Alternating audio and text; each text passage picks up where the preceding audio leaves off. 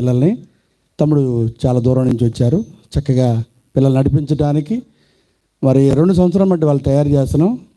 ముందున్న వాళ్ళు ఆఖరిలో ఉంటే ఆయనకు ముందు ఉన్నట్లా మా ఇంక చూడండి కాస్త. మొన్న ఒక మాట విన్నాను నేను. ఒక 10 మంది సండే స్కూల్ పెట్టుకుని ఒక దైవజనుడు పరిచయం జరిగిస్తుంటే వాళ్ళిద్దరు పిల్లలు ఒక ఆయన పిల్లలు దాంట్లో 2 ఉన్నారు, 8 మంది బయట వాళ్ళ పిల్లలు. ఆయన ఏమన్నాడంటే, ఈ సేవకుడికి పని ఏమి లేదు, పెద్దోళ్ళు రావట్లేదు కానీ చిన్నపిల్లలతో పరిచయం జరిగిద్ది అన్నాడంట. ఆయన చాలా ఫీల్ అయిపోయాడు. ఆ సేవకుడు చాలా ఫీల్ అయిపోయి బాధపడుతున్నాడు. ప్రభా ఏంటి ప్రభా ఇలాగా అనేసి బాధపడ్డాడు. కొన్ని రోజులకి వాళ్ళలో ఉన్నటువంటి 8 మంది పిల్లలేమో అమెరికాలో సెటిల్ అయిపోయి గొప్ప ఉద్యోగాలు చేస్తున్నారంట. ఎవరైతే ద్వేషించే వాళ్ళు 2 పిల్లలు ఉన్నారో వాళ్ళు రోడ్లు పాలైపోయారు. హల్లెలూయా, గట్టిగా. అసలు అర్థమైందా అర్థం లేదా? ఇంగ్లీష్లో చెప్పమంటారా? ఎవరైతే ద్వేషించారో వారిద్దరు పిల్లలేమో రోడ్లు పాలైపోయారు. ఎవరైతే సండే స్కూల్కి పంపించారో ఆ పిల్లలు విదేశాల్లో సెటిల్ అయిపోయారు, సొంత జాబులతో, సొంత గృహాలతో. అందుకని పిల్లల్ని చిన్నప్పటి నుంచి తయారు చేసి వేస్తే ఈ గంజాయిలకు అలవాటు పడరు, దొంగతనాలకు అలవాటు పడరు. ఆటో పెట్టాము, పైన మొన్న నైట్ తమ్ముళ్ళు చాలా దూరం నుంచి వచ్చారు. మేము చూసుకోకపోతే మధ్యలోకి వెళ్ళిన తర్వాత పంచర్ అయితే ఏం చేయాలి? 5,000 రూపాయల టైరు, అది కాదు విషయం. కానీ మధ్యలోకి వెళ్ళేటప్పటికి ఏమైనా పంచర్ అయ్యి వాళ్ళు చూసుకోకపోతే, అది నీకు జరిగితే ఎట్లా ఉంటుంది చెప్పండి. కాబట్టి దేవుని బిడ్డలు అలాంటి స్థితిలోకి వెళ్ళకూడదని పిల్లల్ని తయారు చేసేది. రాత్రి మనం విన్నాం, గంజాయి తాగేటువంటి కుర్రాడు వచ్చి సాక్ష్యం చెప్పాడు. గుండంతా తినేసింది, అతను మత్తు బానిస అయిపోయాడు. తర్వాత అతనికి ఇంజక్షన్ చేసినా కూడా ఎక్కట్లేదు.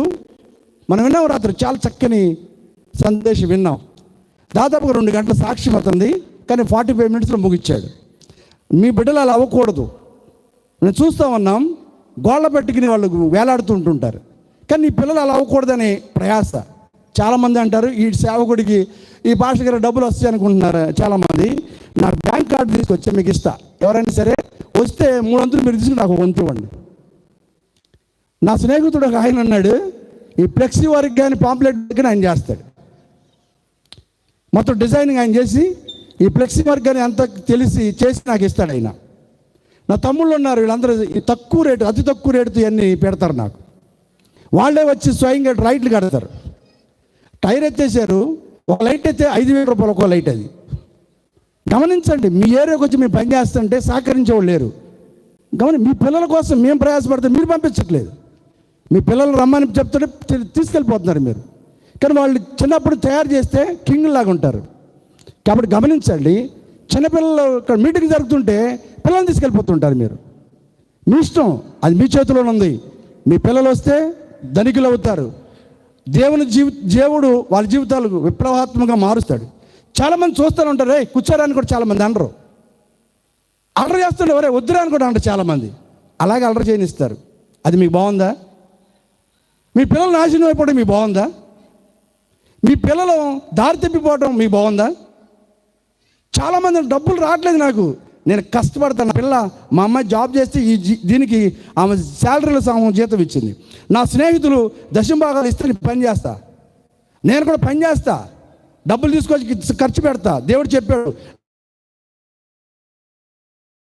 నీ ఆహారం భూమి మీద ఏమని, నీళ్ళ మీద ఏమని చెప్పాడు. కడతాం, దేవుడు ఇస్తాడని చేస్తాం. ఎవరిని ఇంతవరకు ఒక్క రూపాయి అడగలేదు. ఎవరిని అడిగారు మీరు చెప్పండి? మీలో ఎవరైనా ఒక్క రూపాయి అడిగిన ఒక్కరు మీరు చెప్పండి లేచి, ఇప్పుడే 1,00,000 రూపాయలు మీకు కడతాను నేను. ఒక్క రూపాయి మీరు ఎవరైనా అడిగా నేను? మీరే స్వయంగా తీసుకొచ్చి ఇచ్చారు. ఒక ఆవిడ గుప్పుడు తీసిన భీము అది దేవుడి సేవకు ఇవ్వాలని పోయి ఉండాలని ఆమె బావుడు బస్తాలు తీసుకొచ్చి ఇచ్చింది. ఆవిడ 2 రోజులు భోజనం వండాం. హల్లెలూయా, గట్టిగా చెప్పండి అమ్మా. నువ్వు ఇవ్వలేవు, ఇచ్చేవాళ్ళు ఏమనేవు నువ్వు. ఆమె ఆహారం తినలేక కాదు, సంవత్సరం అంటే గుప్పులు మేము దాసి తీసుకొచ్చి మాకు ఇస్తే 2 రోజులు భోజనం వండాం మేము. అనేక మంది వాళ్ళు కష్టం, వాళ్ళు ఉన్నటువంటి పరిస్థితి బాగాలేదు, అయినా సరే వాళ్ళు తీసుకొచ్చి మాకు ఇచ్చారు ప్రజలకు భోజనం వండండి అని. చాలామంది డబ్బు లేని పరిస్థితుల్లో 100 రూపాయలు, 5 రూపాయలు, 3 రూపాయలు ఇచ్చిన వాళ్ళు